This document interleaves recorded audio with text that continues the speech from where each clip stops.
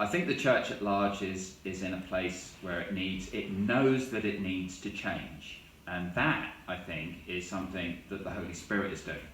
So I think if we're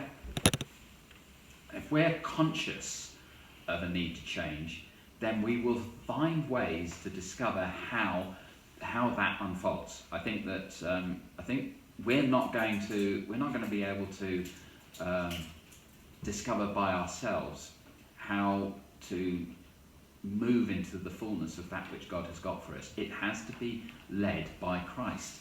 And I think that people default to what they're capable of doing. So they'll, for example, in church, that the system tries to create a business model very often, and computes success and failure in the same way that a business might. And it might look for a CEO, which we call the senior pastor. We might look for a executive board, which is the elders, and we kind of implant our secular model into church. I think it involves dismantling a lot of that, and I'm very careful about using that word because it's been used the wrong way, and I don't mean it the way some people express it, but it does nonetheless mean taking apart the parts of our systems and structures that are secular and not that which is inspired by heaven. I think there's an authenticity in getting to grips with that which is heavenly.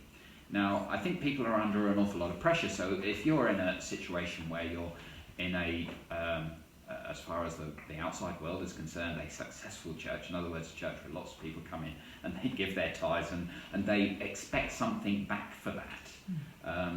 The challenge comes there is, do we have the guts to actually say, well, actually, this isn't really biblical, and I want to stand in faith?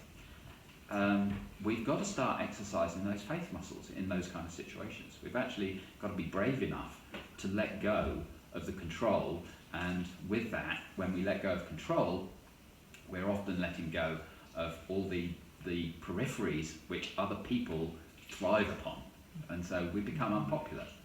So what I'm suggesting in that is that a walk of faith involves independence from control, independence from a system that has dictated how we are supposed to do what we are doing. It has to be inspired by the Holy Spirit. There can be no other way. But I think people know in their guts when the Holy Spirit is leading them in a certain direction. But I think a lot of the church has been just too scared to take that bull by the horns and say, right, I'm going to be faithful to God above and beyond everything else. I think that's where the answer can be found. I think just faith. It's the simplest thing in the world, but it's faith. Do we really believe that Jehovah is Jehovah Jireh? Do we really believe that he can provide for us?